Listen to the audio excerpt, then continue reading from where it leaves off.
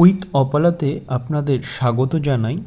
দিল্লি ভ্রমণের দ্বিতীয় দিনে আজ আমরা এসেছি কুতুব মিনার দর্শনে। কুতুব মিনার মেট্রো স্টেশনে থেকে বেরিয়ে আমরা সোজা ঢুকে পড়েছি কুতুব মিনার দেখতে। কুতুব মিনার মেট্রো স্টেশন থাকায় আমরা মেট্রোতেই এসেছি এখানে। টিকিট আপনারা অনলাইনে কেটে নেবেন আর্কিওলজিক্যাল সার্ভে অফ ইন্ডিয়ার সাইটে গিয়ে। ওই ৩৫ টাকা মতো কুতুব মিনারের অনলাইন টিকিট পড়েছিল, সেটা কেটে নিয়ে আপনারা সোজা ভেতরে ঢুকে যাবেন এবং এই কুতুব মিনার দর্শন করবেন। দিল্লির প্রথম শাসক কুতুবউদ্দিন আইবকের আদেশে ১১৯৩ খ্রিস্টাব্দে কুতুব মিনারের নির্মাণ কাজ শুরু হয়, তবে শেষ হয় ১৩৮৬ খ্রিস্টাব্দ। এই মিনারের ওপরের তলগুলোর কাজ সম্পূর্ণ করেন ফিরোজ শাহ তুগলক। কুতুব মিনার বর্তমানে ইউনেস্কো হেরিটেজ সাইট হিসাবে গণ্য হয়েছে। এই কুতুব মিনারের চারপাশে খুব সুন্দর বাগান দেখতে পাবেন এবং এখানে ইলতুৎমিশের সমাধি, ইমাম জামিনের সমাধি স্থল রয়েছে, সবই ভগ্নদশায় পড়ে রয়েছে চারপাশে।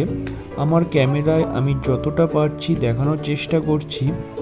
দেখুন চারপাশটা, মূল যে স্তম্ভটি সেটি খুব সুন্দরভাবে এখানে Indian government archaeological survey of India সংরক্ষণ করেছে। এই ম্যাপটি হচ্ছে আপনার কুতুব মিনারেরই একটি ম্যাপ, যেটি এখানে তুলে ধরা হয়েছে।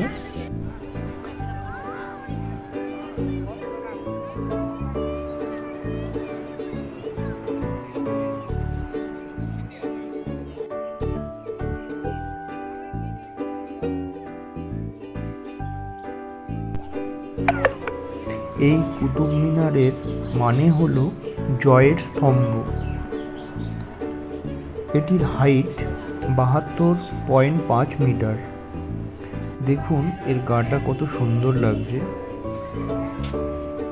সুন্দরভাবে রক্ষণাবেক্ষণ করে চলেছে সরকারের পক্ষ থেকে। ভগ্নদশা চারিপাশে ছিটিয়ে রয়েছে, ইতিহাসের সাক্ষ্য বহন করে চলেছে যুগ যুগ ধরে। অবশ্যই যাবেন দেখতে, খুব ভালো লাগবে। এই লোহা স্তম্ভ আমরা বইতেও পড়েছি, এটি ধাতুবিদ্যার প্রতীক। এই লোহা স্তম্ভটি 7.21 মিটার উঁচু এবং ৬ টনেরও বেশি এটার ওজন। এটি নির্মাণ করেছিল দ্বিতীয় চন্দ্রগুপ্ত। আশপাশটা আপনাদের ঘুরে দেখাচ্ছি। দেখুন কত সুন্দর লাগছে। ইতিহাসের নিদর্শন চারপাশে ছড়িয়ে ছিটিয়ে রয়েছে।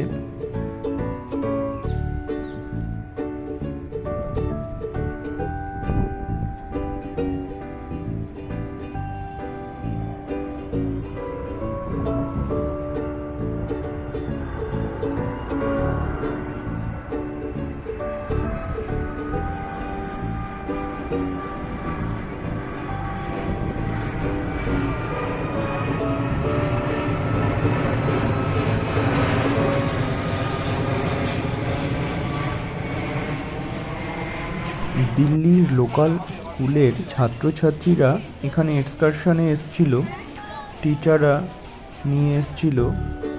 তারাও ঘুরে ঘুরে বইয়ে পড়া জিনিসগুলো একদম চাক্ষুষ করতে ব্যস্ত ছিল।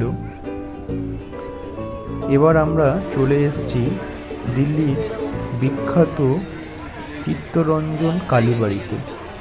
চিত্তরঞ্জন পার্ক কালীবাড়ি কুতুব মিনার থেকে ওলা উবের করে ২০০ টাকা দিয়ে আমরা এখানে চলে এসেছি। আজ নবমী, তাই এখানকার প্রসাদ নেওয়ার উদ্দেশ্যেই আমরা এসেছিলাম, কিন্তু আমরা সেভাবে প্রসাদ পাইনি।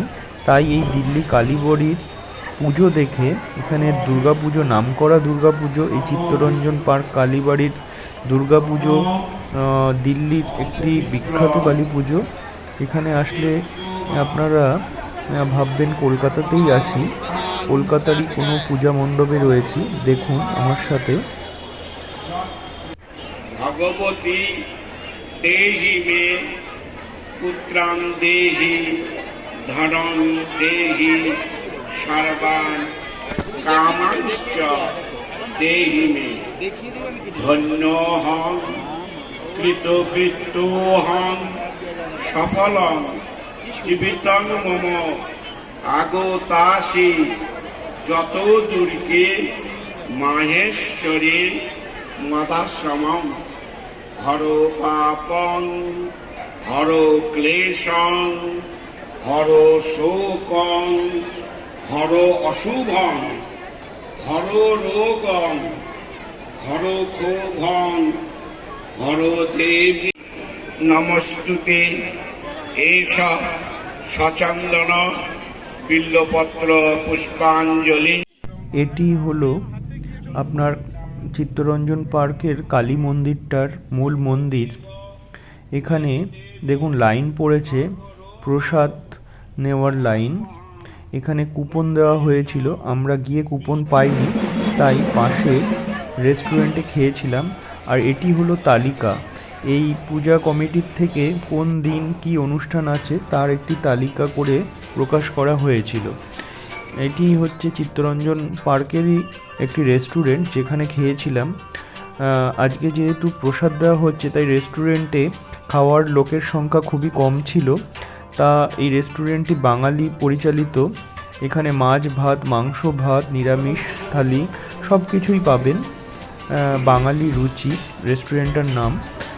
চিত্তরঞ্জন পার্ক কালীবাড়ির নিজস্ব রেস্টুরেন্ট। এটি এখন একজনকে ফ্র্যাঞ্চাইজি হিসাবে দেওয়া হয়েছে, কিন্তু সমস্ত বাঙালি খাবার এখানে পাওয়া যায়। আমরা খেয়েছিলাম কাতলা মাছের থালি। দেখুন থালিটি পরিবেশন করে দেওয়া হয়েছে, ডাল, চাটনি, পায়েস, পাঁপড় ভাজা, স্যালাড, আলু ভাজা, ফুলকপি আলুর তরকারি, কাতলা মাছ অবশ্যই।